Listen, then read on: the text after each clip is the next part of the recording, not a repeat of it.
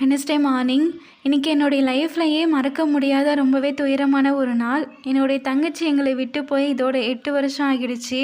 கண்டிப்பாக எங்கள் அப்பா எங்கள் கூட இருந்திருந்தாங்கன்னா என்னுடைய தங்கச்சியை நல்லா பார்த்துருந்துருப்பாங்க. நானும் என்னுடைய தங்கச்சியை இழந்திருக்க மாட்டேன். ஒரு ஃபேமிலியில் அப்பா அம்மா 2 பேர்த்தில் யாராச்சும் இல்லாமல் போயிட்டாலோ இன்னொருத்தவங்க அப்நார்மலாக இருந்தாலும் அந்த குடும்பமே நிலக்குலைஞ்சி போயிடும். அதுலேயும் அவங்க பெண் குழந்தையாக இருந்த இந்த சொசைட்டியில் அவங்க படுற கஷ்டம் வார்த்தைகளால் சொல்லவே முடியாது. தம்பி பாப்பா 2 பேருமே புதுசாக யார் வீட்டுக்காச்சும் போனாங்கன்னா அந்த இடத்த விட்டு வரவே அவங்களுக்கு மனசு வராது.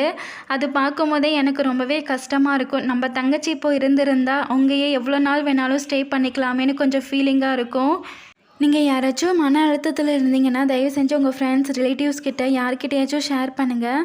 நம்ம மனசை விட்டு சொன்னால் நமக்கு கொஞ்சம் ரிலீஃப் கிடைக்கிற மாதிரி இருக்கும். தவறான ஒரு முடிவு நம்மளை பெற்றவங்களையும் கூட பிறந்தவங்களையும் எந்த அளவுக்கு பாதிக்கும்னு யோசித்து பாருங்கள். லாஸ்ட்டாக பாப்பாவுக்கு சாமியும் கும்பிட்டு முடிச்சாச்சு.